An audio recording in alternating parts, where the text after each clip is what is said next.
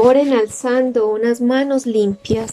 La oración de intercesión por Cyril John. Capítulo 1. ¿Qué es la intercesión? El significado de intercesión. Según el diccionario de la lengua española, interceder es hablar en favor de alguien para conseguirle un bien o librarlo de un mal. La oración de intercesión es una súplica en favor de otro. Un intercesor es el que toma el lugar de otro o aboga por el caso de otro.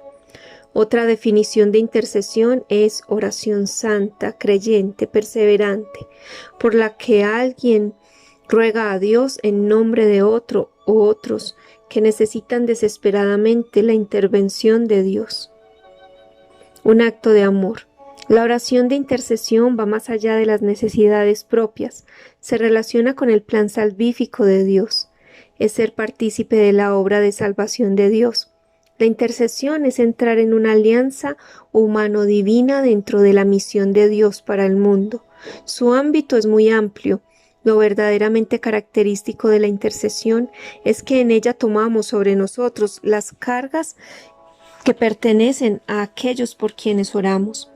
En su libro Cruzando el umbral de la esperanza, el Papa Juan Pablo II escribió: Dios ha confiado a los hombres su misma salvación, ha confiado a los hombres la Iglesia, y en la Iglesia toda la obra salvífica de Cristo.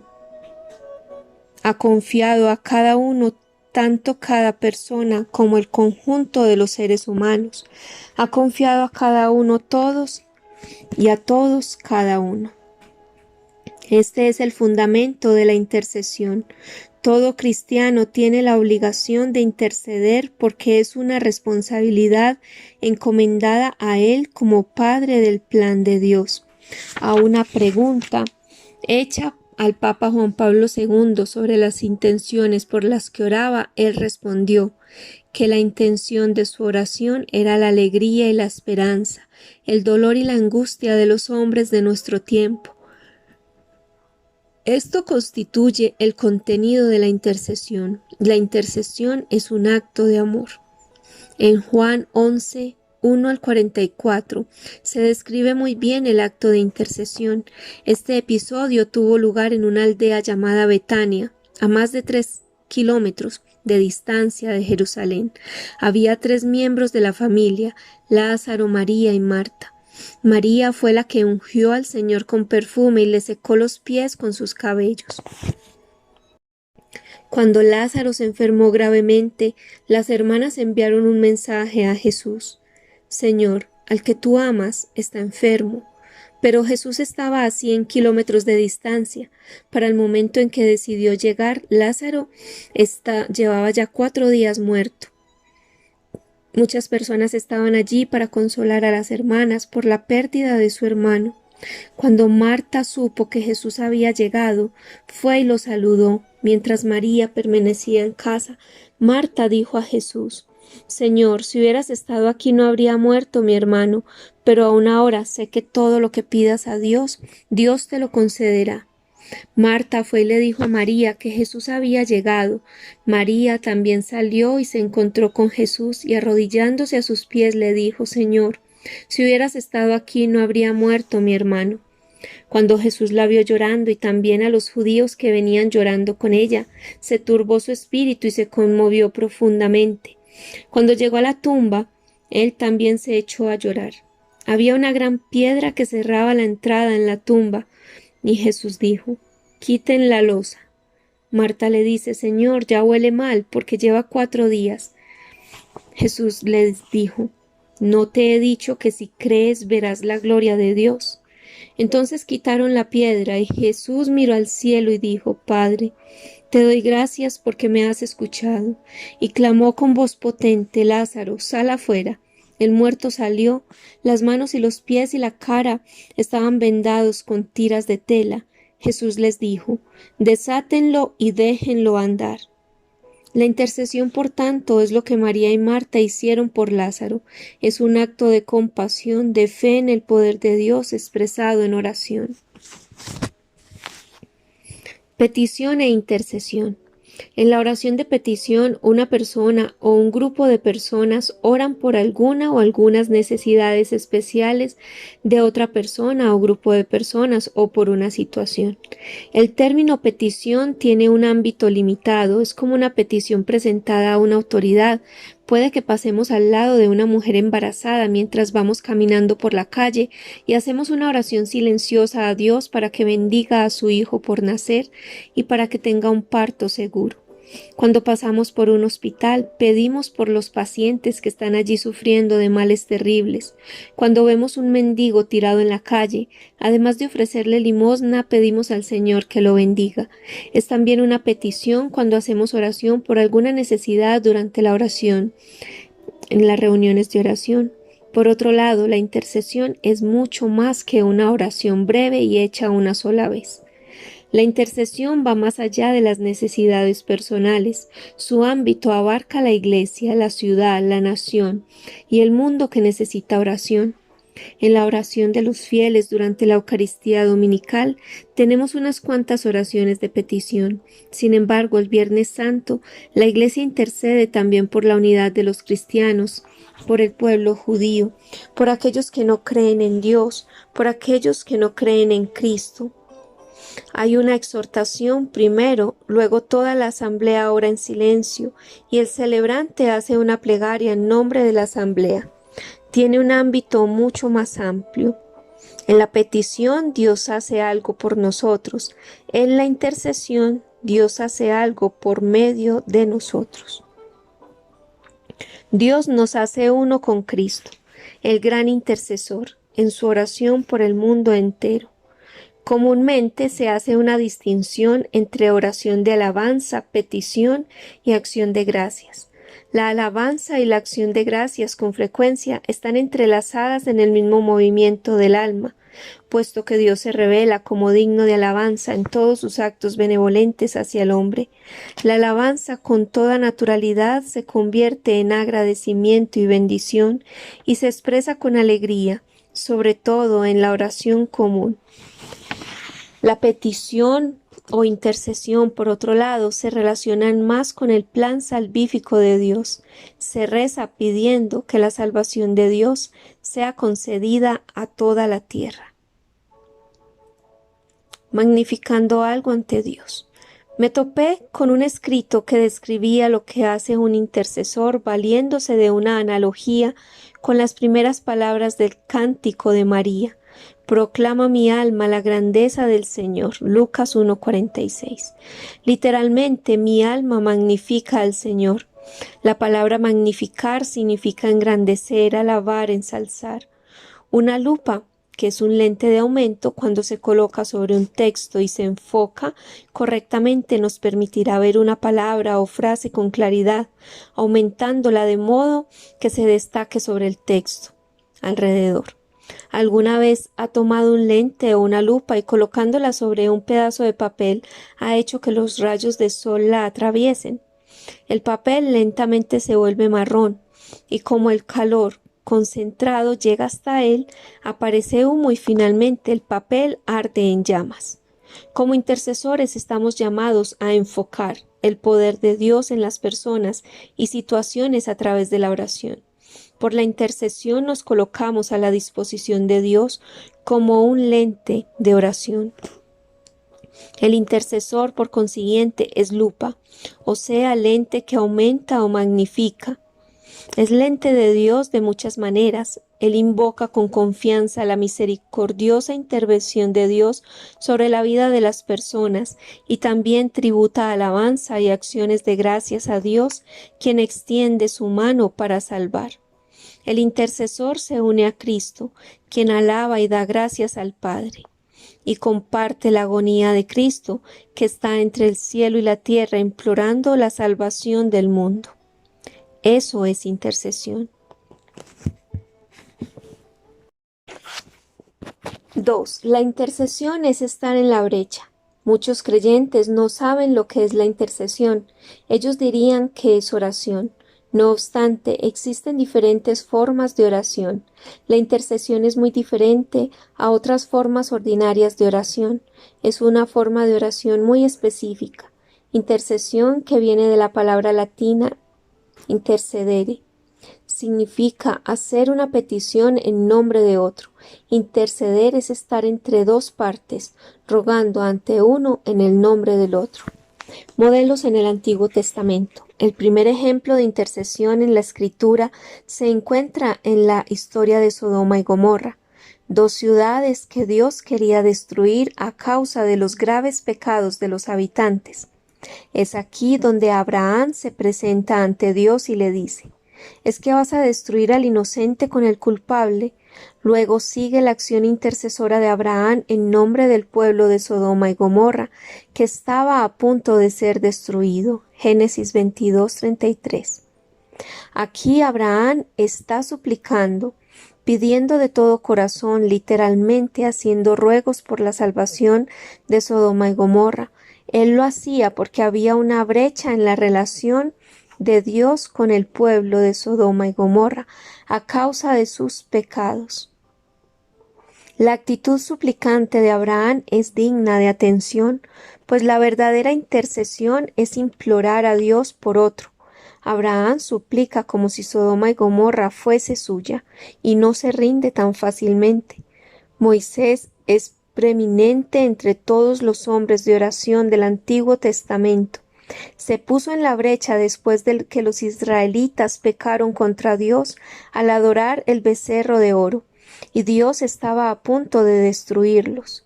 Este pueblo ha cometido un pecado gravísimo, haciéndose dioses de oro. Pero ahora, o perdona su pecado o me borras del libro que has escrito. Éxodo 32, del 31 al 32. También este caso hizo brecha, una ruptura en las relaciones, un distanciamiento, una barrera entre Dios y el pueblo de Israel. Dios hablaba ya de aniquilarlos, pero Moisés, su elegido, se puso en la brecha frente a él para apartar su cólera del exterminio.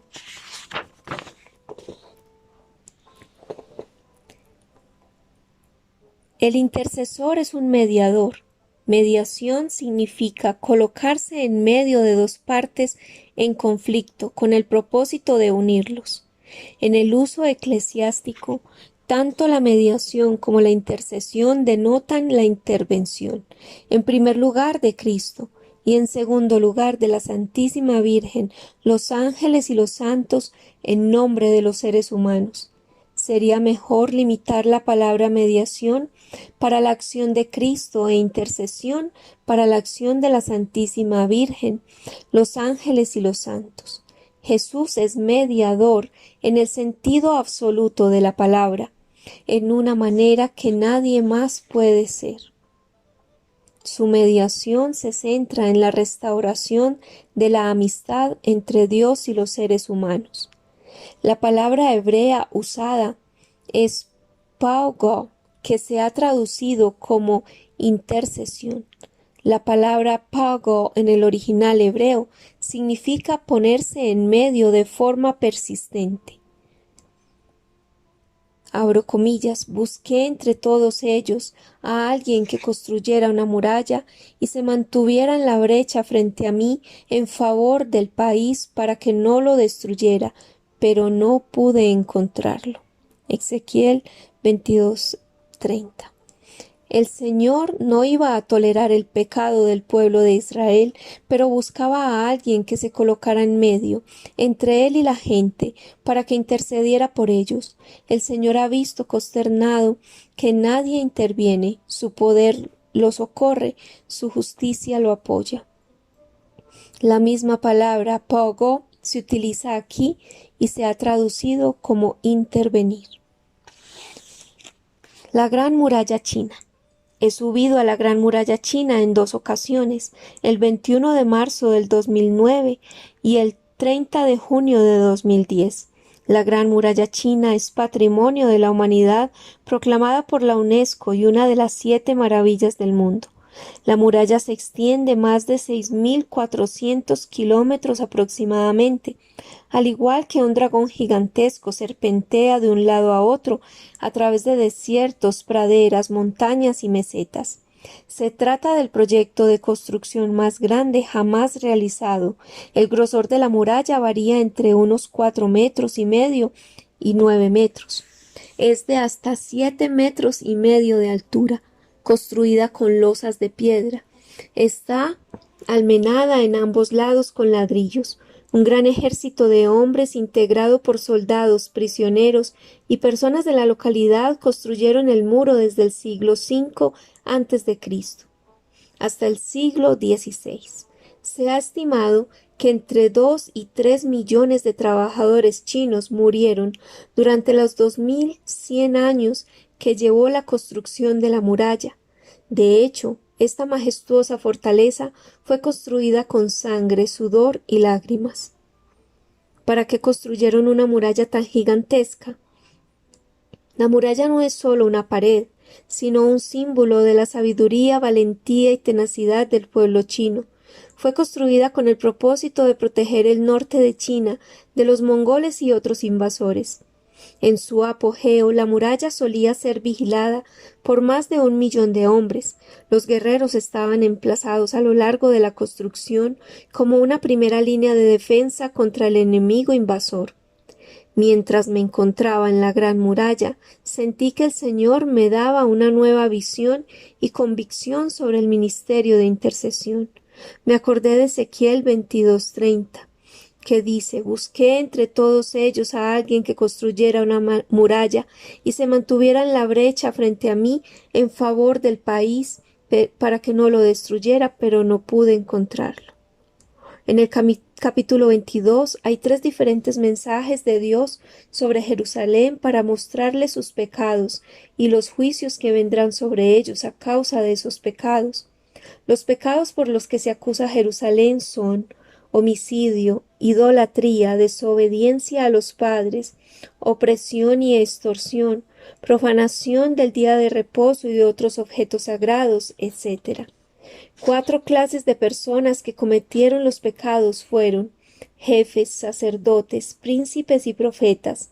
Es evidente que Dios mismo estaba buscando personas, por lo menos alguno, para que construyera una pared o se colocara en la brecha en nombre de los israelitas a través de la intercesión ferviente.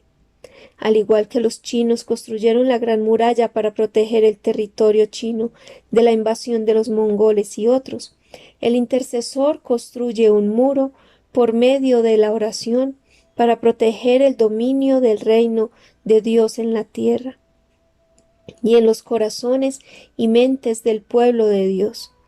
El muro construido por el intercesor también salva a las personas de la ira de Dios.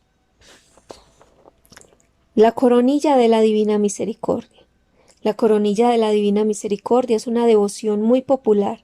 Santa Faustina ha dejado registrado su origen en su diario, con fecha del 13 de septiembre de 1935, y dice: por la tarde, estando yo en mi celda, vi al ángel, ejecutor de la ira de Dios. Tenía una túnica clara, el rostro resplandeciente, una nube debajo de sus pies. De la nube salían rayos y relámpagos, e iban a sus manos, y de su mano salían y alcanzaban la tierra.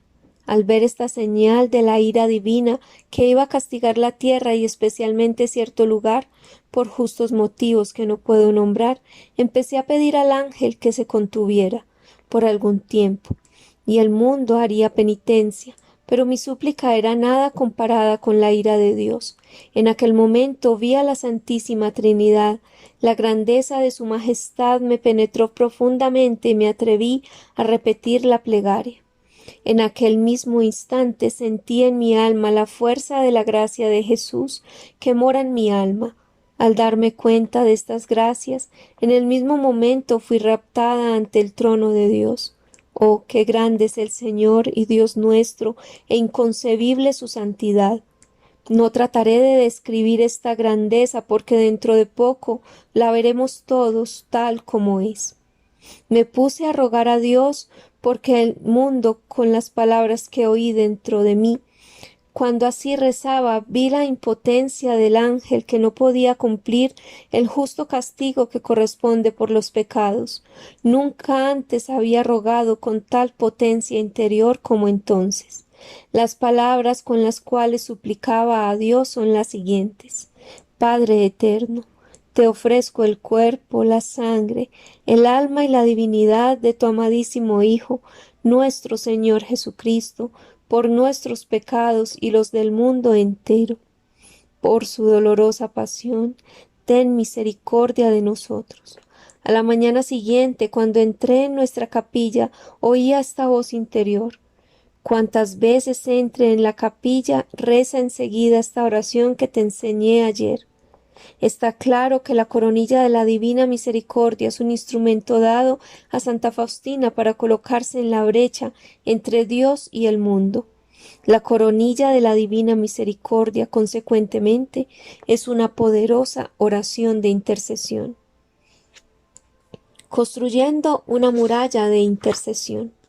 La intercesión como ministerio no significa hacer algunas oraciones de petición de vez en cuando. Es mucho más profunda e implica una decisión de defender a largo plazo una causa ante Dios. Significa literalmente ponerse en la brecha. Es asumir una posición para proteger al pueblo de Dios del ataque del maligno. Es también estar en la brecha implorando a Dios con el objeto de calmar su ira, causada por el pecado de alguien, de un grupo de personas, de una nación o del mundo entero. El intercesor podría además estar en la brecha, buscando el avivamiento de un pueblo, una nación o pidiendo por una intención de la Iglesia. Varias personas han compartido sus experiencias sobre una carga de ese tipo, las cuales experimentan un sentido de urgencia y convicción de orar por la salvación de las almas, por la restauración de la unidad de un grupo de personas divididas, o para que se dé el renacer espiritual en un lugar determinado. La intercesión es colocarse persistentemente entre una necesidad, una situación, un grupo de personas o una nación y la misericordia de Dios. Quiere decir construir una muralla espiritual de defensa. 3.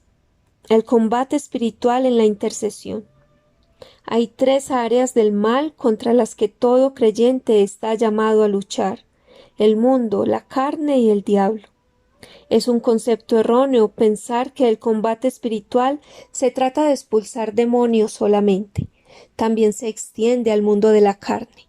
El término mundo no se refiere a la hermosa creación de Dios, sino a aquellas áreas que están bajo la influencia maligna de Satanás, dominadas por el consumismo y el materialismo. La carne es la naturaleza herida, el pecado en nosotros. San Pablo nos da una lista de las obras de la carne: fornicación, impureza, libertinaje, idolatría, hechicería, enemistades, pleitos, celos, iras, rencillas, disensiones, partidismos, envidias, borracheras, orgías, etc. Gálatas 5, 9 al 21. Es en la común experiencia de muchos que han recibido el bautismo en el Espíritu y han entregado sus vidas a Jesús y pasan a ser constantemente atacados por Satanás mediante tentaciones directas o sutiles, o a vivir en un cautiverio que contribuye a un comportamiento compulsivo, pues la carne desea contra el espíritu y el espíritu contra la carne. Efectivamente hay entre ellos un antagonismo tal que no hacen lo que ustedes quieran. Gálatas 5 al 17. El diablo utiliza los 3 frentes de combate para atacar a los cristianos. Por ende, cuando se limita el combate espiritual a la mera influencia explícita de los demonios, es porque no se ha entendido el asunto. Combate espiritual. El combate espiritual es un tema muy vasto. Sin embargo, Aquellos que están comprometidos en la intercesión están muy conscientes de que ésta se lleva a cabo en el contexto de un conflicto espiritual. Sabemos que somos de Dios y que el mundo entero yace en poder del maligno. En otras palabras, Satanás se dedica a establecer su dominio sobre naciones, ciudades, zonas locales, iglesias, instituciones, parroquias, grupos de oración, comunidades, ministerios, familias, parejas, personas, etc. Jesús llamó 3 veces al diablo el príncipe de este mundo. Cuando el diablo le ofreció los reinos de este mundo, Jesús no cuestionó la capacidad del diablo para hacerlo. En la historia del mundo nos encontramos con numerosos casos en los que un país invade a otro, ya sea parcial o totalmente. Tarde o temprano en las batallas se lucha para expulsar a los invasores. Del mismo modo, en la intercesión libramos un combate espiritual para reclamar lo que le pertenecía a Dios y ahora ha sido ocupado ilegalmente por el maligno. Por eso se habla de combate espiritual en la intercesión, sin desviar nuestra atención en el Dios amoroso, único y verdadero, o ceder a la histeria que ve demonios en todas partes. Los cristianos han de comprender de forma práctica y acertada las tácticas del enemigo. Jesús nos enseñó a orar. Líbranos del mal. Mateo 6:13. Dijo además, esta especie solo puede salir con oraciones. En Marcos 9:29. La oración pone a disposición la armería de Dios con sus mejores armas. Sin oración quiere decir sin defensa. La intercesión es una arma inofensiva de usos múltiples en nuestras manos para vencer las estrategias del enemigo. El que ora traspasa los límites humanos. La intercesión obstruye las influencias del diablo. A través de la oración no solo defendemos todas las áreas del reino de Dios, sino que hacemos retroceder a Satanás y liberamos a personas, grupos, lugares, organizaciones y naciones. El enemigo. El Nuevo Testamento, la tradición cristiana, las enseñanzas de la Iglesia Católica contenidas en los documentos del Concilio Vaticano II, el Catecismo de la Iglesia Católica y las declaraciones de los papas son firmes acerca de la existencia del diablo y sus demonios. El concepto de combate espiritual es claro en el siguiente texto del libro del Apocalipsis. Comillas. Y hubo un combate en el cielo. Miguel y sus ángeles combatieron contra el dragón, y el dragón combatió, él y sus ángeles, y no prevaleció, y no quedó lugar para ellos en el cielo. Y fue precipitado el gran dragón, la serpiente antigua, el llamado Diablo y Satanás, el que engaña al mundo entero. Fue precipitado y sus ángeles fueron precipitados con él. Y se llenó de ira el dragón contra la mujer, y se fue a hacer la guerra al resto de su descendencia, los que guardan los mandamientos de Dios y mantienen el testimonio de Jesús. Apocalipsis 12, 7 al 9 y 17. Todos excepto los que optan por estar bajo su control están consciente o inconscientemente librando un combate espiritual contra Satanás. El enemigo odia aún más a los que optan por seguir a Dios de manera más íntima. Pongo hostilidad entre ti y la mujer, entre tu descendencia y su descendencia. Ella te aplastará la cabeza cuando tú le hieras en el talón. Génesis 3:15. Basándose en estos y en otros pasajes de la Biblia,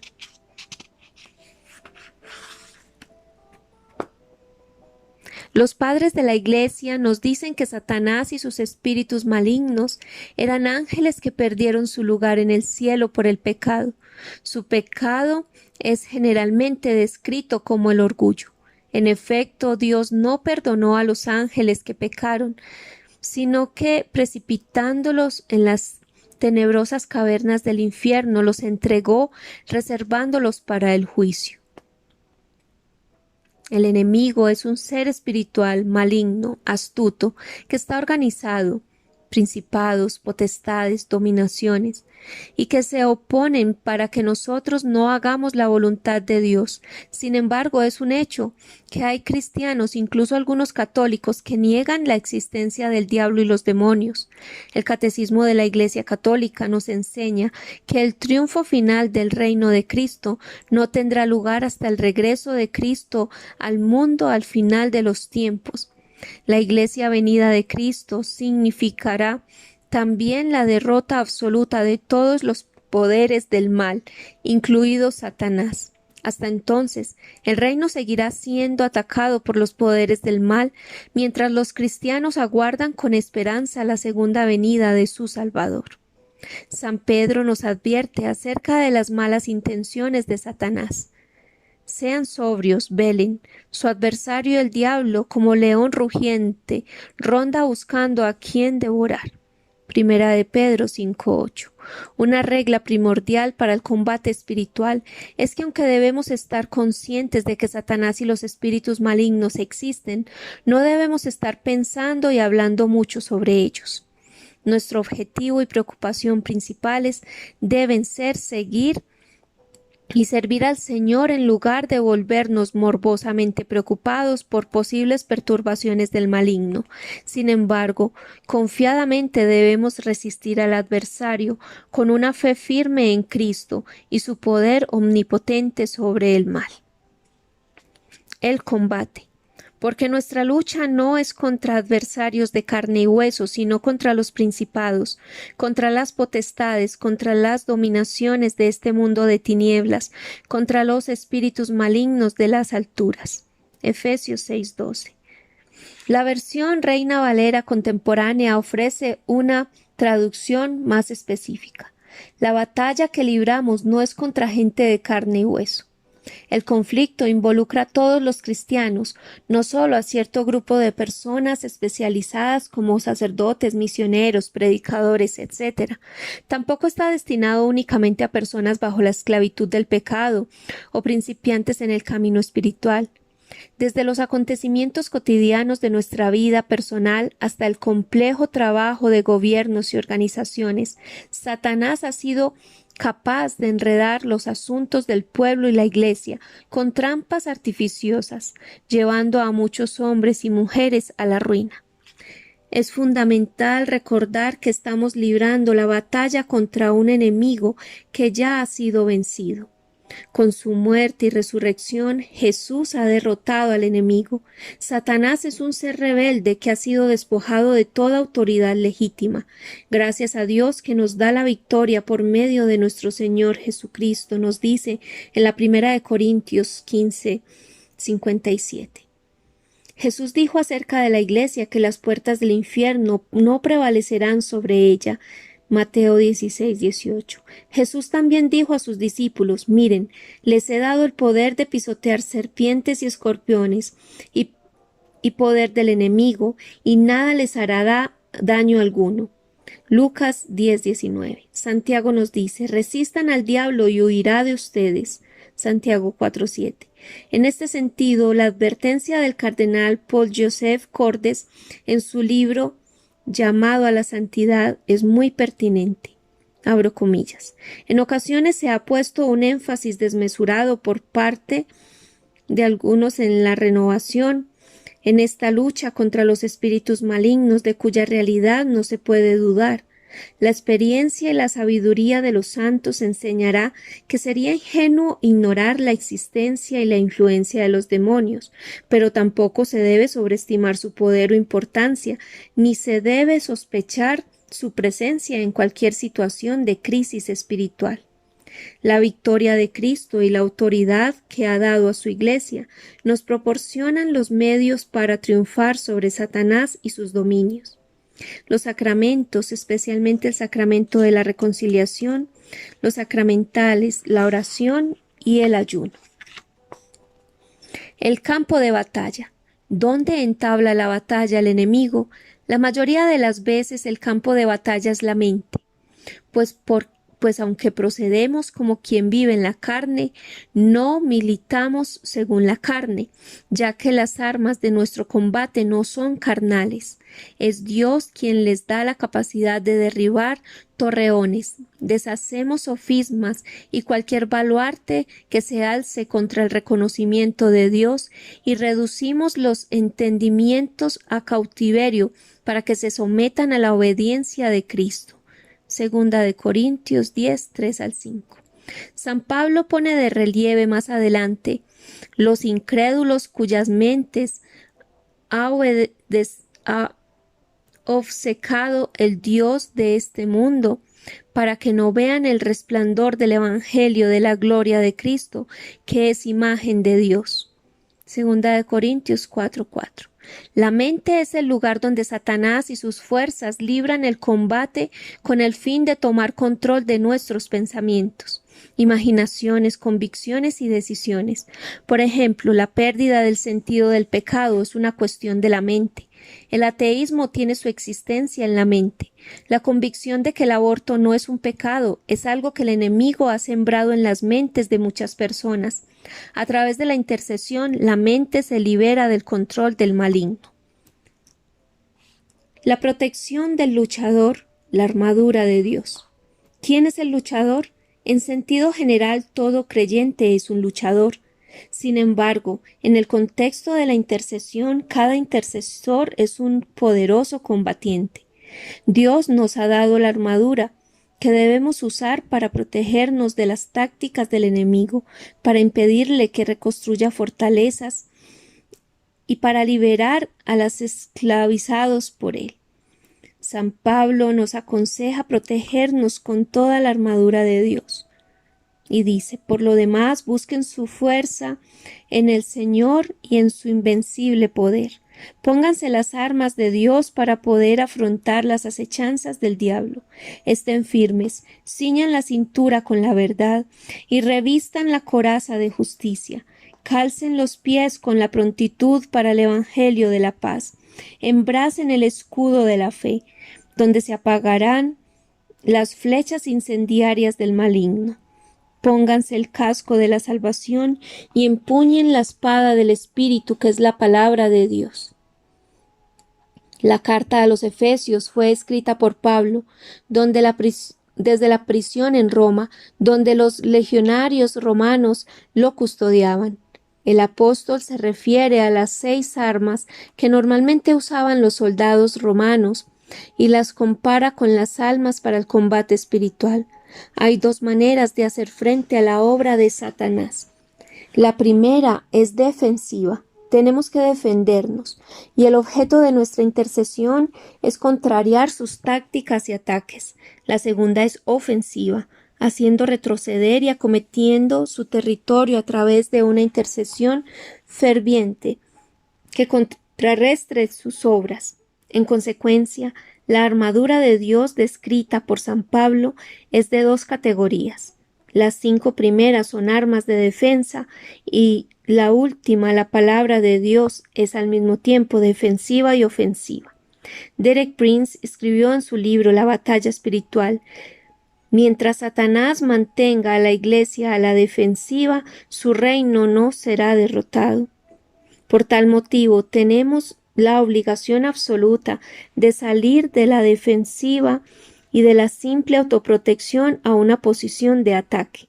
Además de la palabra de Dios, la intercesión es un arma de Dios poderosa, que es tanto defensiva como ofensiva. Podemos y debemos combatir el maligno y sus estrategias a través de la intercesión ferviente. Jesús habla del poder que confiere a cada creyente. Él dice: a los que creen les acompañarán estos signos, echarán demonios en mi nombre, hablarán lenguas nuevas, cogerán serpientes en sus manos, y si beben un veneno mortal no les hará daño, impondrán las manos a los enfermos y quedarán sanos. Marcos 16, 17 al 18. Echar fuera los demonios por medio del exorcismo es una obra propia de los obispos y de los sacerdotes autorizados por ellos. Sin embargo, todos los cristianos pueden rezar por la liberación del mal. El Padre Nuestro enseñado por Jesús mismo no solo es la oración de intercesión más potente cuando se reza con fe, sino también la mejor oración de liberación, así también es el Ave María y el Gloria. Recitar fervientemente el credo e invocar a los ángeles y santos con fe son medios muy eficaces para la liberación. 4. La intercesión en la tradición de la Iglesia. Tenemos varios modelos de intercesión en el Antiguo Testamento, como por ejemplo Abraham, Moisés, Josué, Salomón, Samuel, David, Elías, Esdras, Nehemías, Esther, Job, Jeremías, Baruch, Ezequiel, Daniel y Amós. La intercesión era considerada una parte esencial del oficio profético, así como se espera que el profeta sea el portavoz de Dios en medio del pueblo, así también se espera que sea el mediador de sus necesidades ante Dios. En el Nuevo Testamento, del mismo modo, tenemos modelos eficaces de intercesión en María, la Iglesia primitiva, San Pablo, entre otros. La Iglesia colabora a su conversión con la caridad, con el ejemplo y las oraciones. La comunión de los santos. La intercesión es el factor clave para forjar la comunión de los santos, una de las doctrinas tradicionales de la Iglesia. La Iglesia se compone de la Iglesia peregrina o Iglesia militante en la tierra, la Iglesia purgante o Iglesia sufriente compuesta de los que mueren con imperfecciones y están en un estado de purificación en el purgatorio, y la Iglesia triunfante, compuesta de los santos del cielo.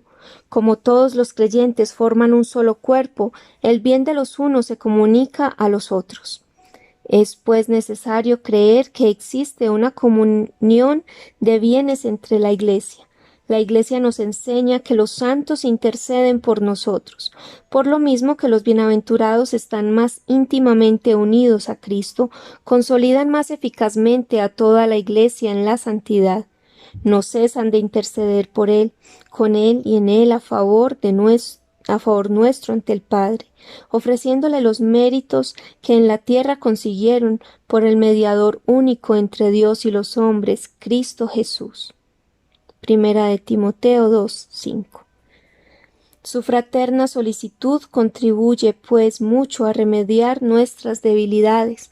Al igual que los fieles interceden unos por otros, los que ya están en el cielo tienen la posibilidad de interceder por aquellos que aún están por llegar allí. Otras formas de intercesión. Las novenas se han rezado en la Iglesia desde sus inicios. Después de la ascensión de Jesús, los apóstoles perseveraban unánimes en la oración junto con algunas mujeres y María, la Madre de Jesús, y con sus hermanos. Hechos de los Apóstoles 1-14. Así, en tiempos del Nuevo Testamento se puede considerar a Nuestra Señora y los apóstoles como los primeros que oraban en una especie de novena desde la Ascensión hasta Pentecostés. Una novena es un conjunto de oraciones y devociones eficaces en las que se pide por intenciones especiales y que se rezan durante 9 días. Un periodo de 9 días de súplicas era una antigua práctica griega y romana. Así las novenas fueron fácilmente aceptadas por los primeros conversos. Su nombre deriva de la palabra latina novenus, que significa 9. Una novena es una devoción pública o privada de 9 días para obtener gracias especiales. Aunque no son parte de la liturgia oficial, forman parte de la religiosidad popular de la Iglesia. El ordinario de la misa contiene varias oraciones de intercesión. Las plegarias eucarísticas tienen intercesiones por los vivos y los muertos. También hay otras oraciones de intercesión en las plegarias eucarísticas para diversas ocasiones. Desde el siglo VI, el rito romano ha incluido un conjunto de 9 plegarias solemnes de intercesión del tipo que ahora se conserva solo en la liturgia del Viernes Santo, en el cual se reza la oración universal ordinaria. En la tradición católica, algunas de las comunidades religiosas, especialmente las contemplativas, tienen un carisma especial de intercesión. Hay órdenes de clausura en la Iglesia cuyo único apostolado es rezar por la Iglesia. El oficio divino es la oración oficial de la Iglesia que se reza durante los momentos del día y que santifica la Iglesia. El clero y los religiosos tienen la obligación canónica de rezar el oficio divino, el breviario, como representantes oficiales de la Iglesia. Cada vez más los laicos también están empezando a rezarlo. Las intercesiones forman parte de esta oración después de los cánticos de Benedictus y el Magnificat en las laudes y vísperas, oraciones de mañana y tarde respectivamente. Hay otras oraciones tradicionales, letanías y coronillas que son muy populares en la Iglesia. Las más comunes son el Ave María, el Santo, el Rosario, la Salve, el Memorare. El Rosario es la oración no litúrgica más popular de la Iglesia. Según la tradición, Santo Domingo estaba de rodillas ante el altar cuando Nuestra Señora se le apareció y le ordenó predicar sobre el Rosario entre la gente como cura para la herejía y el pecado. En 1883, el Papa León XIII publicó una encíclica en la que recomendó la devoción a Nuestra Señora del Rosario, atribuyendo su origen a Santo Domingo. Ha sido recomendado con entusiasmo por santos como San Pedro Canicio, San Luis María de Montfort, San Alfonso María de Ligorio. Es popular en todos los sectores de la Iglesia, sacerdotes, religiosos, laicos, ricos y pobres, cultos e incultos. La coronilla de la Divina Misericordia es otra forma de intercesión que se ha vuelto muy popular en la Iglesia en tan poco tiempo. De tal modo, la intercesión ha sido parte de la rica tradición de la Iglesia. Congregaciones contemplativas y de clausura. Mientras que en el uso común monja y religiosa se usan indistintamente, en algunos casos se diferencian. Una monja es una religiosa que vive una vida contemplativa, claustral, de oración y meditación por la salvación de los demás, mientras que una religiosa pertenece a una congregación religiosa, vive una vocación activa de oración y servicio, a menudo asistiendo a necesitados, pobres, enfermos y personas sin educación. No todas las comunidades contemplativas son de clausura. Los monasterios de religiosas de clausura tienen paredes que separan a las monjas del mundo exterior. Las monjas rara vez salen del monasterio excepto por necesidad médica o de vez en cuando para fines relacionados con su vida contemplativa, aunque sí pueden recibir visitas en las salas especialmente construidas, generalmente con una rejilla o medio muro que separa a las monjas de los visitantes. Una vez vi una serie de enseñanzas sobre la intercesión de las carmelitas de clausura en Nuclaya, Nueva Delhi. La palabra carmelita tiene su origen en el Monte Carmelo, la montaña del profeta Elías. Las carmelitas de clausura fueron fundadas oficialmente en 1452 en Florencia, Italia, dedicadas a la meditación, la oración, el trabajo y la penitencia. Comprometen sus vidas al servicio de la Iglesia, viviendo en íntima unión con Cristo. Hoy en día hay unos 80 monasterios de este tipo en todo el mundo. Hay varias ramas, las de la tradición benedictina, las clarisas pobres, las monjas dominicanas, etc., que viven una vida claustral. Ellas entregan su vida exclusivamente a la contemplación, la oración y la intercesión. También se comprometen en ministerios contemplativos especializados, es decir, de ordinario un monasterio se une en oración por algún bien o como apoyo de oración a la misión de una orden. Por ejemplo, las religiosas dominicas del monasterio del Corpus Christi en el Bronx oran y apoyan a los sacerdotes de la comunidad de la Arquidiócesis de Nueva York. Las religiosas pasionistas son una comunidad de monjas de clausura dedicadas a la memoria amorosa de la pasión de Jesús por su vida de oración y sacrificio al colocarse de forma espiritual con María al pie de la cruz. Respaldan el ministerio de predicación de los sacerdotes pasionistas de todo el mundo. Las monjas de clausura de todas las órdenes participan en el ministerio de intercesión de una forma grandiosa. Al igual que María, la hermana de Marta y Lázaro, su única preocupación es contemplar al Señor y unirse a Él en la intercesión. Las hermanas de todas las congregaciones comprometidas en el apostolado activo también participan en el ministerio de intercesión. Algunas congregaciones tienen una orientación particular hacia la intercesión. También hay religiosas que ejercen ese tipo de ministerio. Por ejemplo, las hermanas misioneras de Maryknoll tienen pequeñas casas de religiosas contemplativas, algunas en lugares de misión, que rezan por el trabajo de los sacerdotes, hermanos y otras hermanas de su congregación. Las pías discípulas del Divino Maestro oran para sustentar a sus ramas hermanas, las hijas de San Pablo y la Sociedad de San Pablo, en su ministerio de medios de comunicación. Las pías discípulas del Divino Maestro también han asumido la adoración eucarística en la Basílica de San Pedro en el Vaticano y varias catedrales y capillas de todo el mundo. Al darse cuenta de la importancia del respaldo de oración, la Madre Teresa fundó ramas separadas de hermanos y hermanos contemplativos que, a diferencia de los activos, utilizan su tiempo casi exclusivamente a la oración y a la intercesión. 5. Intercesión en la renovación carismática católica. Aunque en la liturgia eucarística y en la oración de la Iglesia abunda la intercesión, la importancia y urgencia del interceder no había sido entendida ni apreciada del todo por los fieles. Fue con la llegada de la renovación carismática católica que recibió un gran impulso y se comenzaron a organizar retiros y seminarios específicamente sobre el tema. Se organizan en diversos lugares vigilias de intercesión, jornadas regionales y nacionales sobre intercesión, oración con ayuno, 40 horas de adoración e intercesión, etc. Han surgido centros de intercesión y capillas de adoración perpetua, y del mismo modo hay un gran número de personas que han sentido el llamado a ser intercesores y que dedican gran parte de su tiempo a interceder por la renovación de la Iglesia y la evangelización del mundo.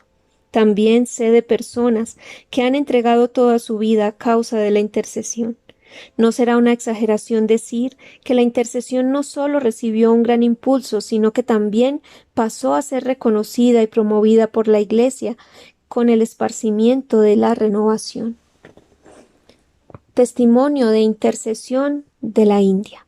Varios comités nacionales de servicio están promoviendo la intercesión en sus respectivos países. Por ejemplo, la Red de Intercesión por la Renovación Carismática Católica del Reino Unido está fomentando la intercesión en ese país.